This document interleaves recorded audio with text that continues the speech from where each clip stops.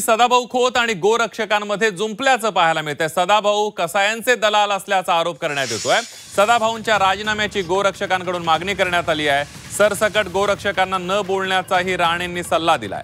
भाजप नेते सदाभाऊ खोत यांनी सांगोल्यामध्ये गोरक्षकांविरोधात घेतलेल्या भूमिकेमुळे सदाभाऊ विरुद्ध गोरक्षक असा संघर्ष सुरू झालाय। सोलापुरातील गोरक्षकांनी सदाभाऊ खोत हे कसायांचे दलाल असल्याचा आरोप केलाय। गोरक्षकांना खंडणीखोर म्हणणाऱ्या सदाभाऊंनी पुरावे द्यावेत असं आव्हानही त्यांनी केलंय। सदाभाऊ खोतांच्या आमदारकीचा फडणवीसांनी राजीनामा घेण्याची मागणी गोरक्षकांनी केली आहे, तर दुसरीकडे मत्स्य व बंदर विकास मंत्री नितेश राणेंनी ही सरसकट गोरक्षकांविरोधात विधानं नकोत असं म्हटलेलं आहे।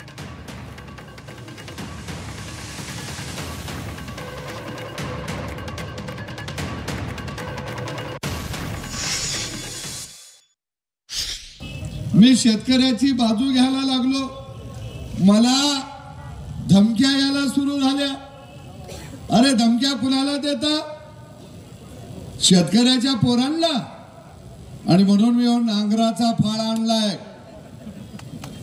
तुम्ही जर माझ्या वाटेला गेला तर तुमच्या नांगराचा फाळ घातल्याशिवाय राहणार नाही, ध्यानात ठेवा। तू आमदारकीचा फडणवीस साहेबांनी त्याचा सगळ्या गौरक्षकांवर अशा पद्धतीचा कुठलाही आरोप करू नये।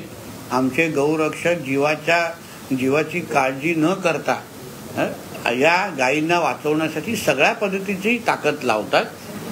म्हणून त्याच्यामध्ये मला असं वाटत नाही कुठलाही गौरक्षक अशा चुकीच्या पद्धतीने गैरफायदा घेतो। म्हणून सदाभाऊ खोतनी पण विचार करून वक्तव्य करावं असा एक मैत्रीचा सल्ला त्यांना दे। तू आमदारकीचा फडणवीस साहेबांनी त्याचा राजीनामा घेतला पाहिजे, त्याला हक्कलपट्टी केली पाहिजे, लाद घालून।